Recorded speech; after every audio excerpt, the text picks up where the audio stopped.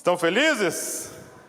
Eu estou muito feliz, é muito bom ver rostos aqui, mesmo que ainda coberto de máscara. Mas nós cremos que já acaba, né? Aí nós vamos fazer uma festa, queimar todas as máscaras juntos, amém? Ai, glória a Deus.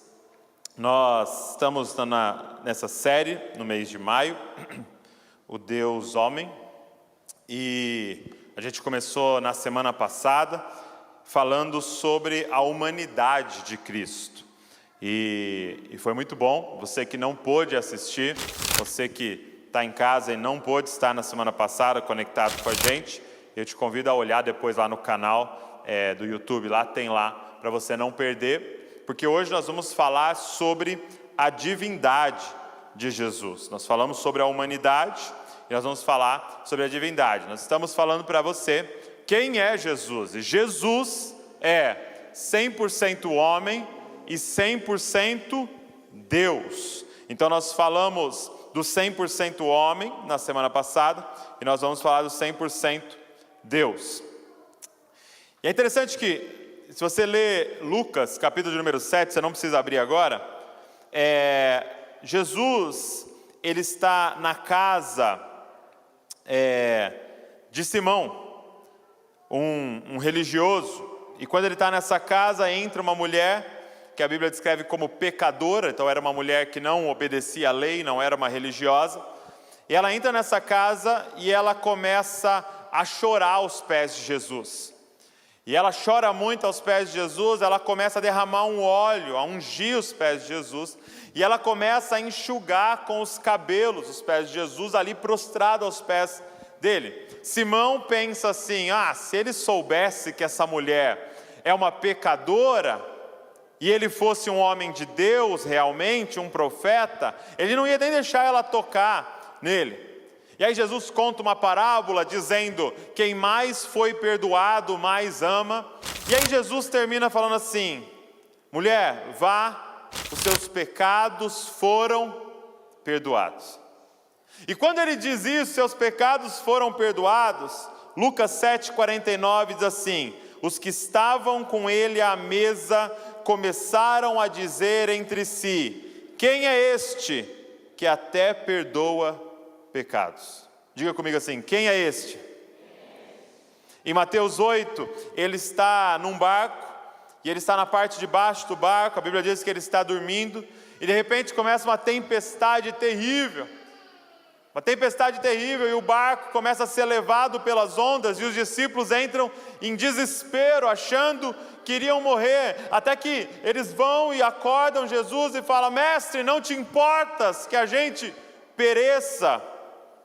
Ele se levanta, ele sobe até a parte de cima do barco, e ele diz, homens de pequena fé, por que vocês duvidam?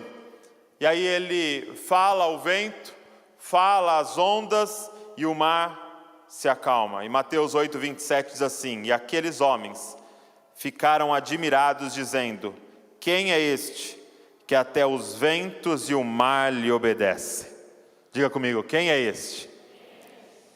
Quando em Mateus 21, Jesus, ele está indo para Jerusalém, dessa última visita, onde ele será morto, ele pede para os discípulos irem e acharem um jumento, para que ele entrasse montado nesse jumento, cumprindo uma profecia que dizia que o rei, o Messias, entraria montado num jumento, uma cena que representa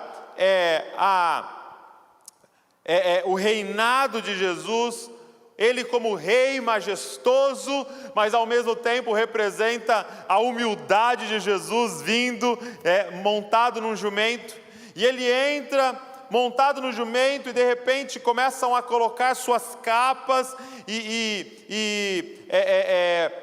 flores ali, preparando o caminho dele, e começam a cantar, Hosana, aquele que vem em nome do Senhor, e Mateus 21:10 diz assim, e quando Jesus entrou em Jerusalém, toda a cidade se alvoroçou, e perguntavam, quem é este? Essa é a pergunta de hoje, gente, e na verdade essa é a pergunta das nossas vidas, quem é este? E eu quero que você pense hoje aí no seu lugar, na sua casa, qual tem sido a sua resposta a essa pergunta. Quando Jesus é apresentado, a pergunta é feita novamente: quem é este? Porque de acordo com a sua pergunta, com a sua resposta, é a sua abordagem. Porque se a sua resposta é: este Jesus é um mestre, talvez um dos homens mais inteligentes que já pisou nessa terra, então a sua resposta a ele será aprender com ele, estudá-lo, ler sobre ele, e é tudo que você pode fazer. Ou talvez não, você vai, ao perguntarem quem é este Jesus, você vai dizer: ele é o milagreiro, aquele que faz milagres, aquele que cura o cego, aquele que cura o surdo, aquele que ressuscita o morto, aquele que, quando estavam sem pão lá, ele multiplicou os pães. É um milagreiro, um resolvedor de problemas. Se essa é a sua visão de Jesus, você vai trazer para eles os seus problemas, suas doenças, seus dilemas, e ele vai resolver. Mas é só isso. Talvez não, a sua resposta seria: quem é este? Ele é uma filosofia de vida. Muitos tratam Jesus como a gente trata um prato à la carte. Sabe quando você vai lá no restaurante e te dão um cardápio, te dão um menu, e você escolhe o que você quer naquele dia? Muitos colocam Jesus nesse cardápio da vida. O que é mais gostoso para você? É Buda? O que é mais gostoso para você? É uma filosofia de vida mais espírita? O que é mais gostoso para você e se encaixa mais com você? É mais uma energia? É mais pensar no universo que devolve aquilo que você joga para ele? O que é? Ou Jesus, como mais um prato no menu, como um Deus, uma filosofia de vida, uma forma legal de apresentar a visão da vida e de como se comportar. Quem é este? Alguns responderiam: é uma energia positiva, que de vez em quando você pensa nele e você se sente melhor, que talvez você tire uns minutinhos ali pensando nele para se acalmar, aquela energia positiva. Gente, nós não podemos sair daqui, você não pode continuar a sua vida sem responder essa pergunta: quem é este? Você veio aqui hoje, e você tem uma motivação ao vir aqui, e essa motivação sua ao entrar aqui, ou acessar esse link, é com uma resposta a essa pergunta: quem é este? E a resposta da Bíblia a essa pergunta é que Jesus é Deus. Guarda isso no seu coração. A resposta da Bíblia, quer você creia ou não, o que ela apresenta não é nenhuma dessas outras respostas. Isso são manifestações dele. Ele faz milagre, ele é mestre, ele profetiza, tudo isso. Mas você perguntar: quem é este? Ele é Deus. Diga comigo: Deus. Não um Deus no cardápio, mas o único Deus. É muito importante a gente entrar um pouco mais a fundo nisso daqui, porque não é suficiente dizer que Jesus é Deus, porque você pode sair daqui e encaixar ele no que você imagina que é Deus. Porque a nossa tentação é ter um Deus à nossa imagem, sim ou não? Um Deus que se encaixa naquilo que a gente acha que é o certo. Eu já falei isso para vocês e repito, quando o assunto é Deus, não tem como falar, eu acho que. Às vezes a gente está nesses diálogos, né, estilo mesa de bar, assim, sabe? E você ouve umas frases que são mais ou menos assim, no meu ver, Deus não faria isso. Na minha opinião, Deus não iria nessa direção. Como se Deus tivesse que nos consultar para saber como ser Deus. Então não basta falar que Jesus é Deus, porque a gente sofre a tentação de espremê-lo no molde que a gente quiser. Eu já conversei com pessoas que me falaram assim, Jesus é um revolucionário, Jesus é um cara que veio contra o sistema, Jesus é o cara que virou as mesas, e era essa a ênfase dele em relação a Jesus. Por quê? Porque era a ênfase dele de vida. Eu já vi pessoas me falando, cara, Jesus era rico, riquíssimo, muito rico. Eu falo, mas onde você tirou isso, né? Ele tinha tesoureiro. Quem é que precisa de um tesoureiro, gente? Agora eu te pergunto, essa pessoa que me falou isso, era ou buscava na vida uma vida simples? Não. Ele queria ser rico. E ele estava tentando encaixar o Jesus naquilo que ele enxergava da vida. Quem está entendendo o que eu estou falando? Então não basta dizer Jesus é Deus. Você pode querer encaixá-lo na sua categoria de Deus. A pergunta então e que principalmente os autores dos 4 evangelhos são muito intencionais em nos revelar, não é simplesmente que Jesus é Deus, mas que Jesus é o Deus de Israel. Jesus é o Deus do Antigo Testamento encarnado. Em outras palavras, Jesus é Yahvé. Uau. Sabe quando você abre Gênesis capítulo 1, verso de número 1? E ele dizendo assim, criou Deus os céus e a terra. E Deus disse, haja luz, e houve luz. Sabe quando você lê isso? É Ele.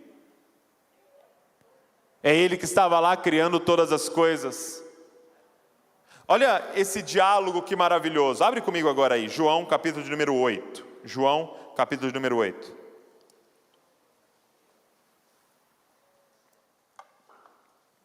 João capítulo de número 8. Vamos ler a partir do versículo 52.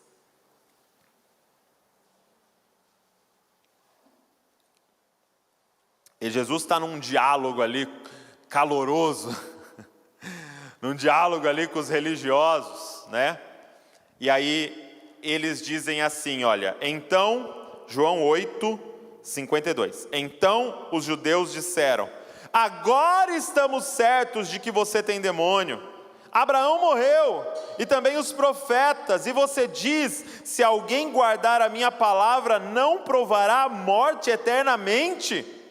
Você não está querendo dizer que é maior do que Abraão, o nosso pai que morreu? Também os profetas morreram.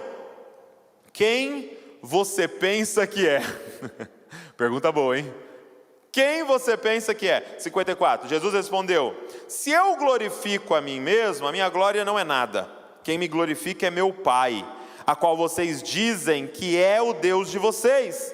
Entretanto, vocês não o conhecem, eu porém o conheço. Se eu disser que não o conheço, serei como vocês, mentiroso, mas eu o conheço e guardo a sua palavra. Olha isso, gente, Abraão, o pai de vocês, alegrou-se por ver o meu dia, ele viu esse dia e ficou alegre. Então os judeus perguntaram, você não tem nem 50 anos e viu Abraão? Jesus respondeu, em verdade lhes digo, antes que Abraão existisse, eu sou.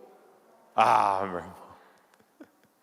Só que você não sabe, se você está há pouco tempo na igreja, você não sabe o que Jesus está fazendo aqui, porque a impressão que dá é que ele errou o tempo verbal, né?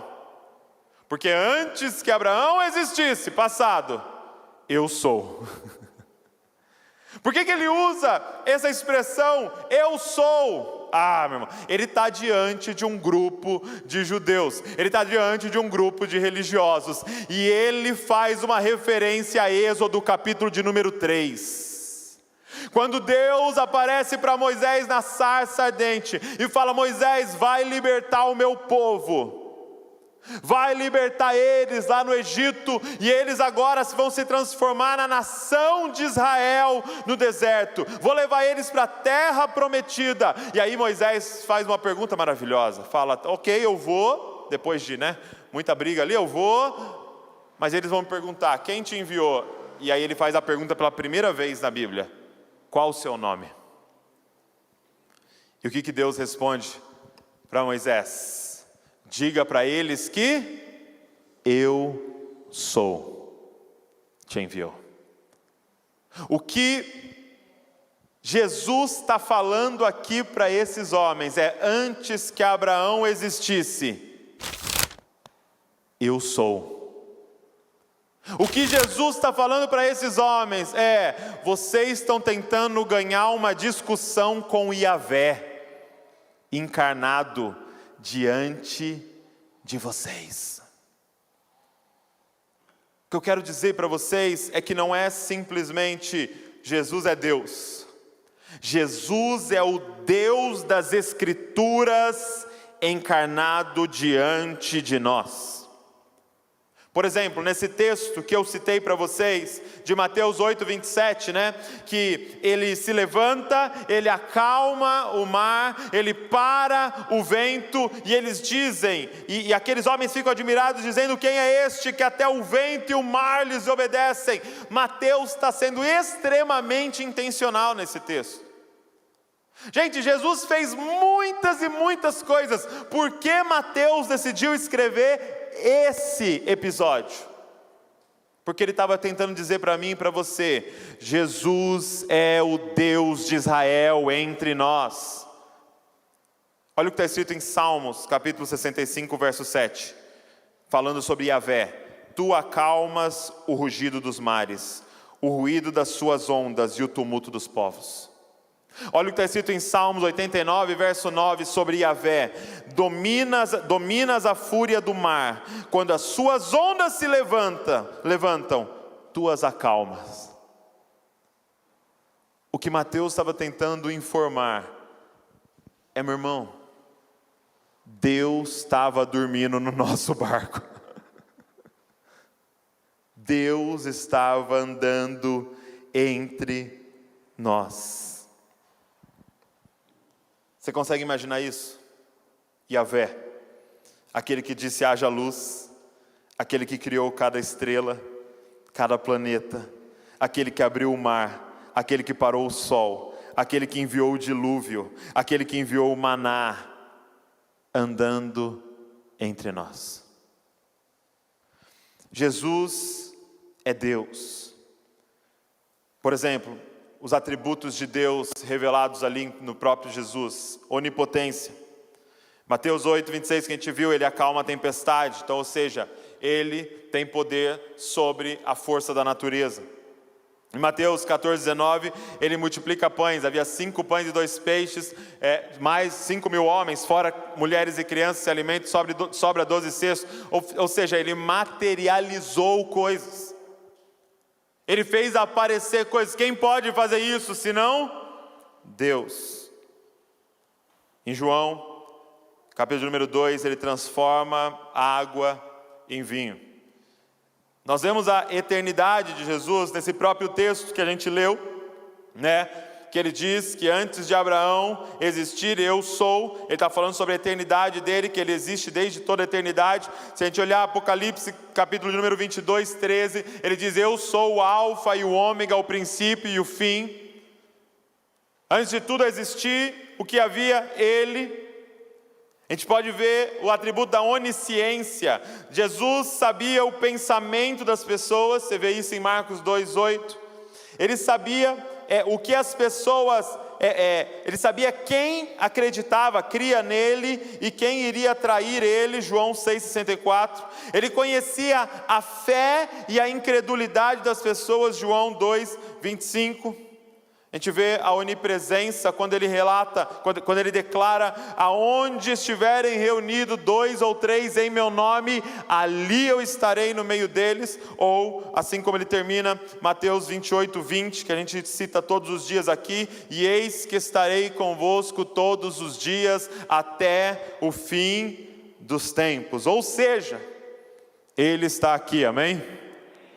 Esse Deus está entre nós, Emmanuel. Nós vemos a soberania divina em Jesus. Interessante que todos os profetas diziam assim, quando iam falar a palavra, os oráculos de Deus, eles diziam assim: assim diz o Senhor, e falavam então aquela declaração. Quando Jesus ia falar, ele dizia: eu, porém, lhes digo. Ele não falava assim, diz o Senhor, ele dizia: eu, porém, lhes digo. Por quê? Porque a minha palavra é a palavra do Senhor. O que eu quero dizer para vocês hoje aqui é que cada pessoa sentada aqui nesse lugar e conectada aqui com a gente vai ter que tomar uma decisão sobre quem é este que até o vento e o mar lhe obedecem. Quem é este que tem até poder de perdoar pecados? Quem é este? Não tem como ficar em cima do muro em relação a Jesus. Você vai ter que tomar uma decisão. Nesse relato onde ele está diante dos religiosos e ele fala em João 8,58, antes de Abraão existir, eu sou. Sabe o que diz no verso 59? Diz assim: então pegaram pedras para atirar nele, mas Jesus se ocultou e saiu do templo. Eles tomaram uma decisão, porque as declarações que esse homem fez, não tem como ficar em cima do muro. Você vai ter que tomar uma decisão. Ou ele é um lunático, mentiroso, uma farsa, ou ele é Deus. Hoje aqui, você precisa tomar uma decisão. E por que isso é tão importante, gente? Porque essa decisão tem que ser tomada. Porque existem muitas pessoas dentro da própria igreja que na verdade não adoram a Deus. Tem muitas pessoas dentro da própria igreja que, se você der para ela um papel para ela preencher, ela vai ticar o cristão. Ela vai responder que é evangélica. Ela vai responder que serve a Jesus, mas não a este Jesus. Eu estava ouvindo um livro, né? Quando eu estou no carro eu gosto de ouvir livros. E é um livro, ele não tem em português, ele chama Reformation. E é um livro muito, muito bacana. E no meio do livro o autor fala algo muito interessante. Ele diz assim que ele dá um conceito de idolatria. Ele fala: deixa eu conceituar a idolatria para vocês, algo que a Bíblia tanto fala. Idolatria é você ter Deus. Ele fala: se você tem Deus, você já está na idolatria. Idolatria é essa vontade do coração humano de possuir Deus, de possuir um Deus, de dizer: esse aqui é o Deus da minha propriedade. Esse Jesus que você muitas vezes vem adorar aos domingos, é o seu Deus, que você tem Ele e que você possui Ele, então Ele te obedece. E aí você acorda de manhã e tem todas as suas ideias, e depois de ter todas as suas ideias, você chega para esse Deus que você tem e fala: agora vem e assina embaixo das minhas ideias. Você decide, vou comprar, vou vender, vou mudar, e aí depois de tomar todas as decisões, você pega esse Deus que você tem e fala: Deus meu, agora abençoa isso aqui que eu decidi.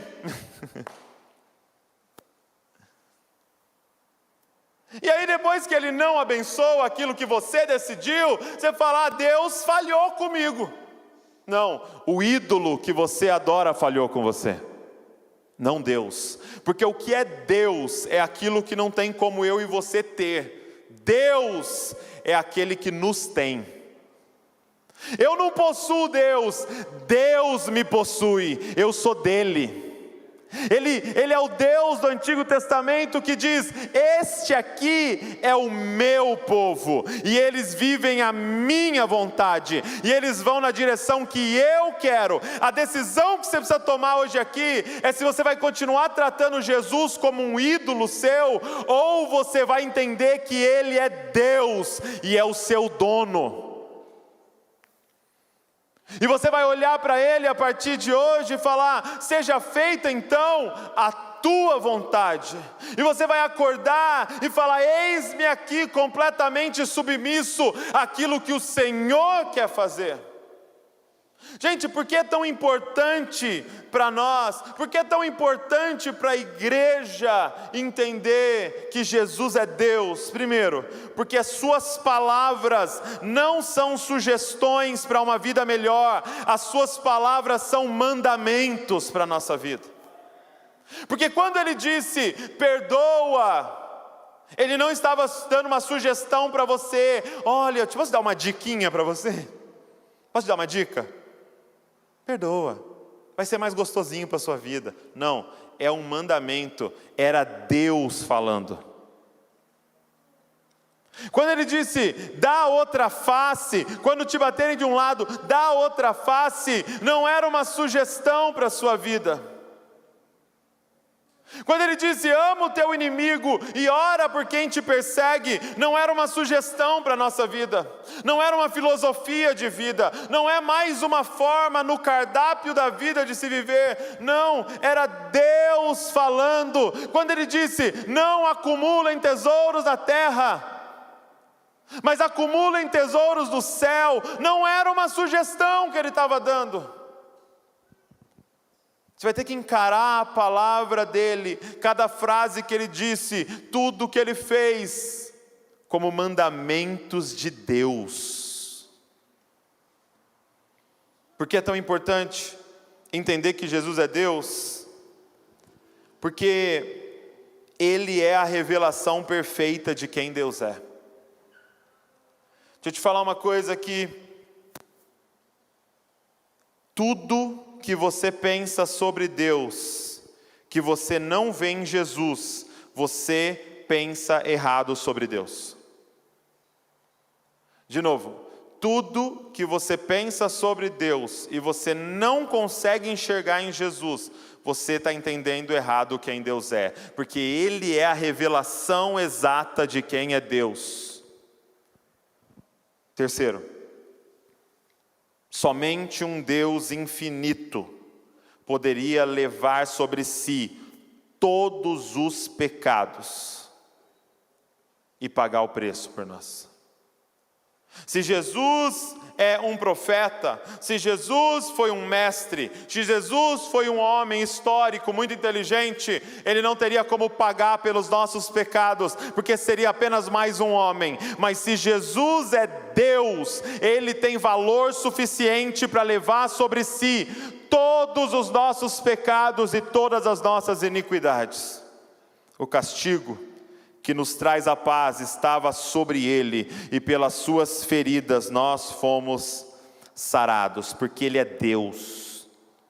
Gente, a nossa dívida diante de Deus é impagável, ninguém poderia pagar a não ser o próprio Deus. Quarto, Jesus é Deus para ficar muito claro para nós que a salvação não vem de nós mesmos. A salvação vem dEle. A nossa salvação vem de Deus. Ninguém aqui hoje pode se gloriar, de ter sido salvo por suas obras. Ninguém aqui hoje pode bater no peito falando: eu sou top porque eu vou na igreja, eu sou muito bom porque eu leio 3 capítulos da Bíblia por dia, eu sou isso e aquilo porque eu oro, porque eu jejuo. Não!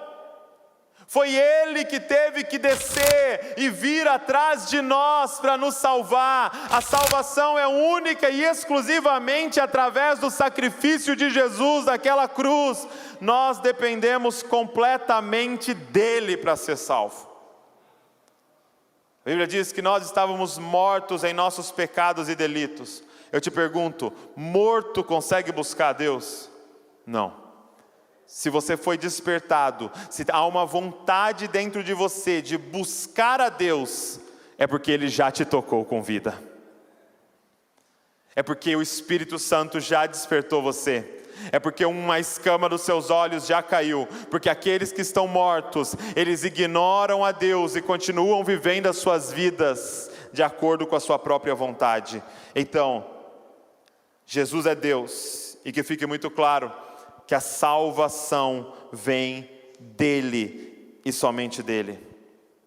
Por que é tão importante para nós que Jesus é Deus?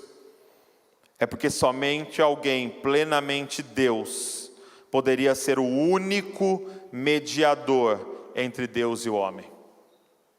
Ele é 100% homem para nos representar, mas Ele é 100% Deus para poder estar diante do Pai e ser o nosso mediador. Se eu e você hoje podemos levantar a nossa voz e dizer Pai Nosso, é porque tem um mediador entre nós e o Pai agora. O Pai olha e não vê você mais como um pecador, apesar de você ainda ser, Ele não te vê mais como pecador, porque Ele te olha através de Cristo Jesus. E eu e você só podemos conhecer o Pai porque vimos a Cristo Jesus, a revelação do Deus invisível. Ele é o nosso mediador. Eu gravei um vídeo essa semana, talvez você tenha visto. Eu queria que a galera do louvor já subisse aqui. Eu contei nesse vídeo, que esses dias eu estava em casa, e aí chegou a correspondência e tal, peguei a carta, e era uma carta dizendo que eu estava sendo processado, né? Já recebeu uma carta dessa? Estava sendo processado e tal, né? E eu não entendi muito bem lá a carta. Tentei entender lá, né? Li, mas eu sabia que eu estava sendo processado por alguma coisa. E aí, depois a gente descobriu que era alguém que tinha comprado alguma coisa na loja do Dizascope lá e entregaram o endereço errado lá e aí a pessoa ficou chateada e processou. E aí, quando eu recebi a carta, eu olhei para aquela carta, e qual foi a primeira coisa que eu fiz? Tirei uma foto da carta. Tirei uma foto da carta e enviei para quem? Para o meu advogado. Chamei ele no WhatsApp e falei, ó, tá aí, trabalho para você. Dá uma olhada para mim o que é isso. E aí ele falou para mim, aconteceu isso, é uma pessoa de tal lugar, tal. E aí ele falou, então eu vou escrever uma defesa aqui para você. Porque não tem como você escrever diretamente para o juiz. Você precisa de um representante diante do juiz.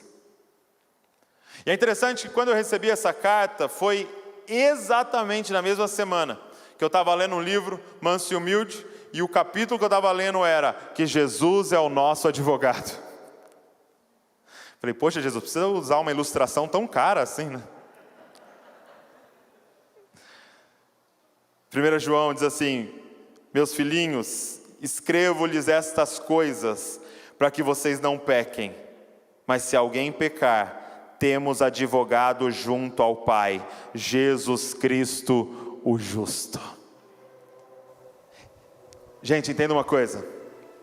Ele é o seu advogado. Ele é aquele que agora está diante do Pai, te representando em teu nome. Eu falei na semana passada que Ele é o teu intercessor, né? Que Ele está lá intercedendo por você, mas ainda mais do que isso, deixa eu expandir com você aqui. Além do seu intercessor diante do Pai, Ele é o teu advogado diante do juiz. E hoje eu queria te fazer um convite a pegar os seus processos, a pegar as suas demandas, tirar uma foto e colocar na mão do seu advogado. Hoje eu queria te fazer um convite de parar de se auto-justificar, de parar de tentar escrever a sua defesa diante de Deus. Ah, Deus, mas isso, ah, Deus, mas aquilo. Não tem desculpa nossa, nós somos indesculpáveis diante de Deus. Todos aqui nesse lugar, todos aqueles que estão nos assistindo, estão condenados. Então eu quero te convidar a fazer uma coisa: pega os seus pecados e entrega para o seu advogado. Você pode pensar como um dia eu já pensei: poxa, mas esse negócio da graça não é muito fácil. Douglas, fui eu que errei, fui eu que fiz tudo isso, sou eu que há anos estou fazendo essas coisas, e agora eu simplesmente entrego para Jesus e descanso. Isso não é relativizar o pecado, isso não é tratar o pecado como algo banal, e eu te respondo: não, muito pelo contrário. Porque o fato é, se eu pisar no seu pé, eu não vou chamar um advogado, porque é uma coisa tão pequena, que eu mesmo vou lá e vou falar: me desculpa, pisei no seu pé, poxa, sem querer e tal. Ninguém manda um processo de pisar no pé para o advogado, porque é algo simples e pequeno e você resolve. O problema é que você continua achando que o seu pecado é uma pisadinha no pé de Deus que você deu, e não é. Os nossos pecados são uma dívida impagável diante de Deus. Todos aqui já estão condenados. E quando você entende o tamanho do seu pecado, você sabe, já não tem mais o que eu fazer, a não ser entregar para aquele que decidiu voluntariamente se posicionar como meu advogado diante do juiz. Qual é a diferença de Jesus, o nosso advogado, para o meu advogado que está resolvendo lá a questão do processo? Qual a diferença? A diferença é só uma. Geralmente no final do processo, quando você ganha, você paga o advogado. No final do nosso processo com Jesus, quando a gente perde, Ele paga o preço no nosso lugar. Além do nosso advogado diante do juiz, Ele não se contenta. Ele fala: agora essa condenação que cairia sobre eles, derrama sobre mim. E aquilo que é a minha justiça, a minha retidão, coloca sobre eles e livra eles da condenação eterna. Que advogado é esse que não perde nenhuma? Porque mesmo quando está perdido, ele paga no lugar dos seus clientes. Esse é o seu advogado. Fica de pé comigo hoje aqui.